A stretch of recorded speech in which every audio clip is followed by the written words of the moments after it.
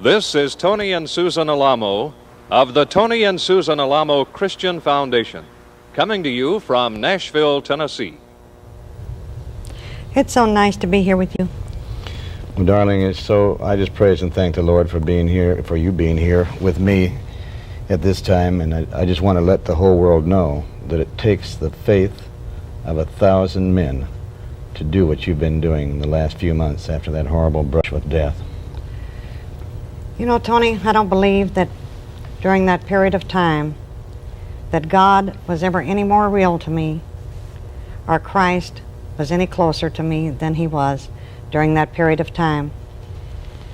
About 1974 or 75, somewhere along in that period of time, I talked to you people out there about having terminal cancer. Now, I know that things like this are some of the things that in the society that we live in today, everything is love and peace and everybody is beautiful, and I know that we are prone as human beings to just hide anything that is unpleasant, that we just simply don't want to face it, so we just put it aside and pretend that it isn't there, or if there's something that is terribly wrong with you, well, you're not supposed to discuss it. But you know, this is contrary to the Word of God. It's contrary to what God says. The Lord says that man's days are few and full of sorrow. And I can't see myself ever having been, or that I ever could be, an escapist, because I believe that everything about us is a living reality, and that we are here for a purpose. God has placed us here for a purpose. And of course, all the diseases and all the things that happen to people, there aren't any of us that are going to escape life and its reality as of what it really is. And 7.5 years ago, when I knew that I had terminal cancer and was given a verdict then that it was so far gone that I would have to be hospitalized immediately if there was to be anything at all done about it. And during that time, we were completely broke. We had just started this great Christian work, and we're completely without finances. About all we had was wall-to-wall people and no money. And I knew that I had to make a decision before God of what I was going to do about it.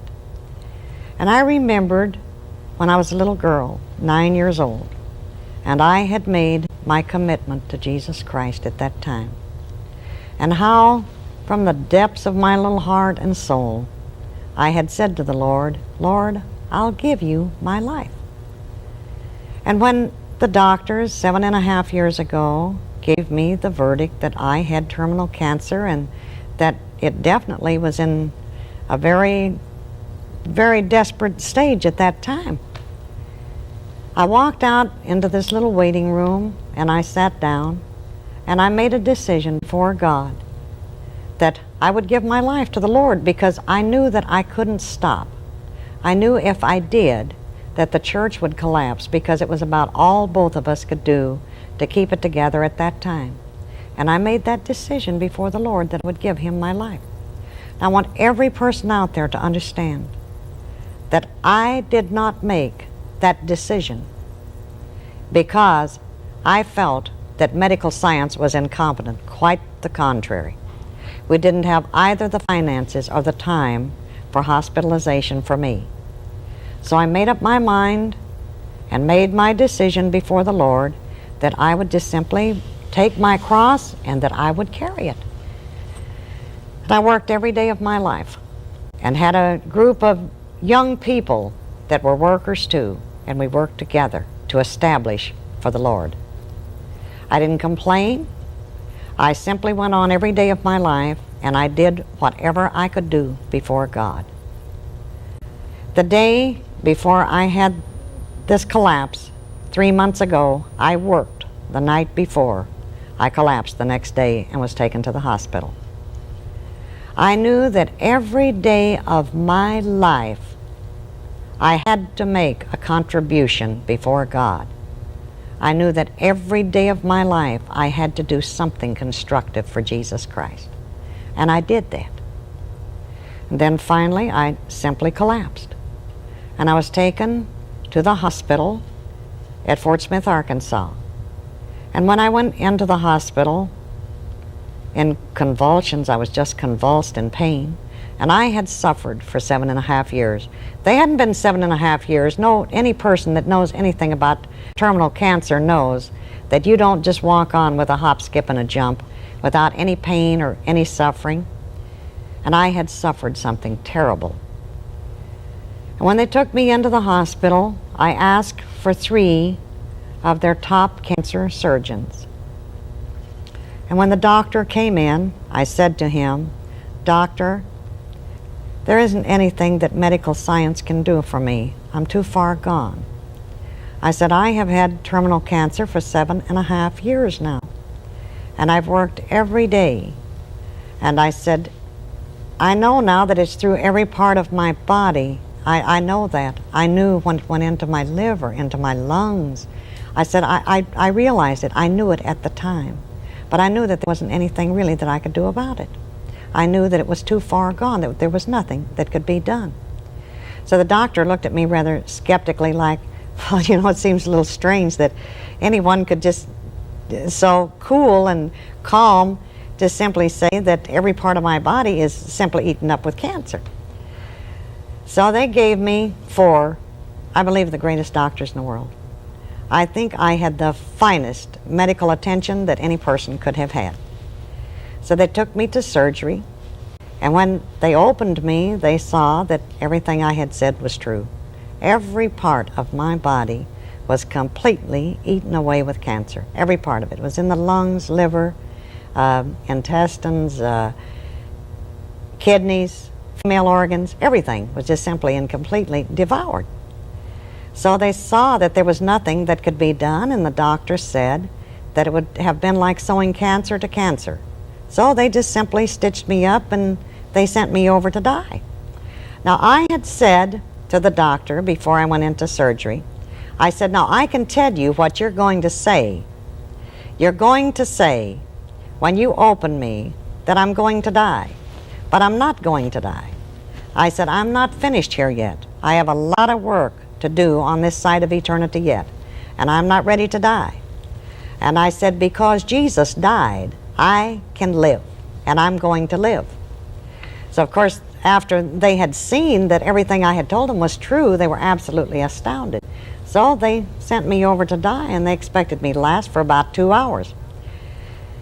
Well, I didn't die, and because Jesus died, I am living. Now, I don't claim to the world of having any healing, because I don't have any. There isn't any outward manifestation of healing at all. But I am alive in Jesus Christ.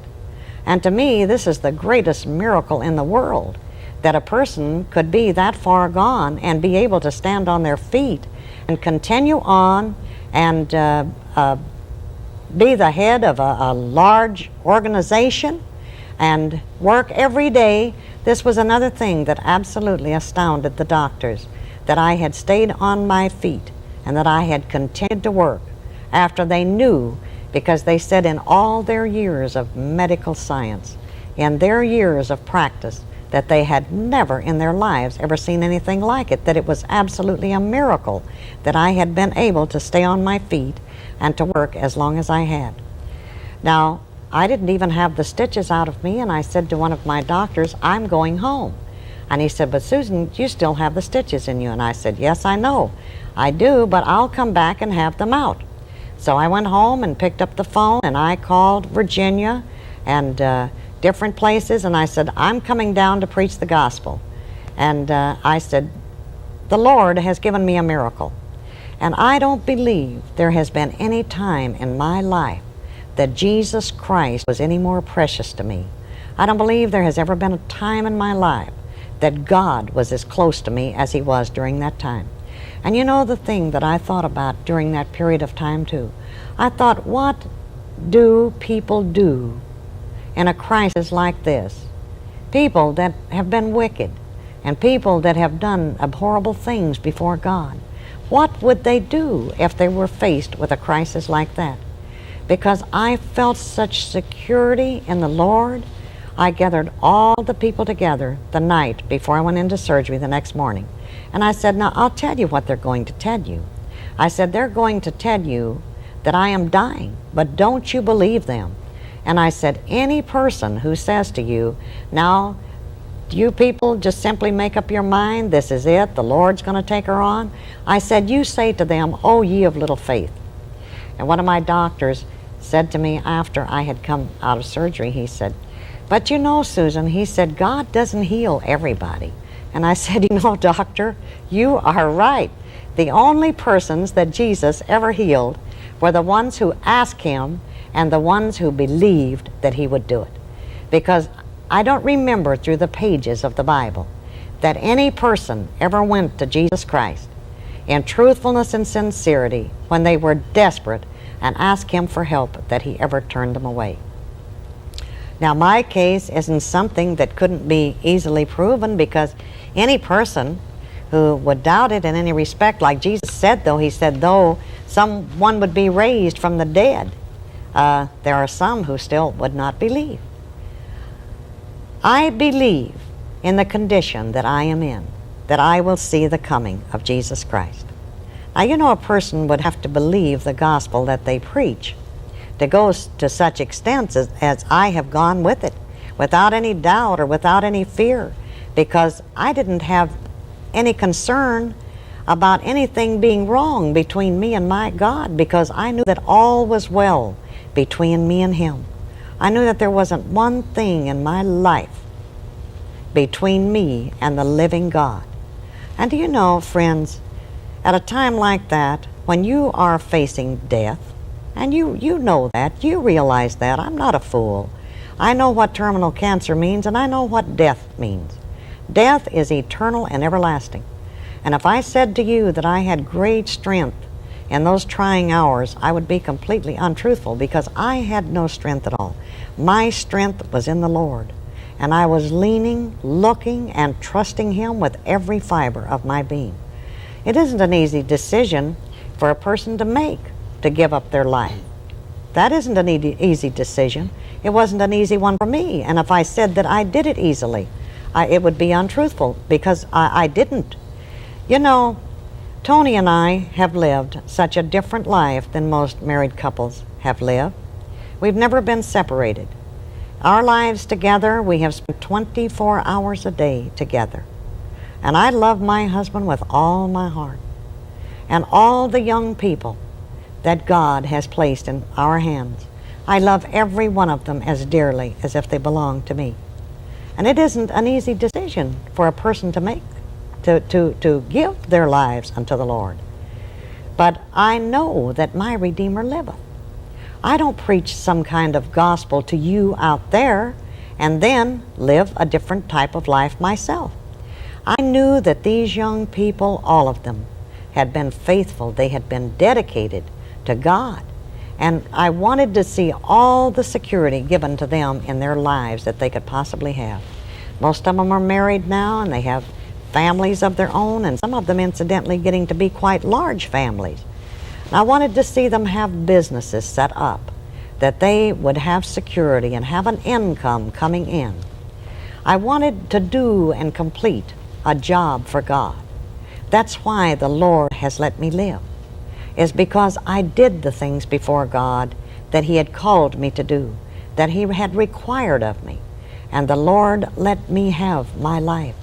Jesus said, he who is willing to lay down his life for my sake shall save it.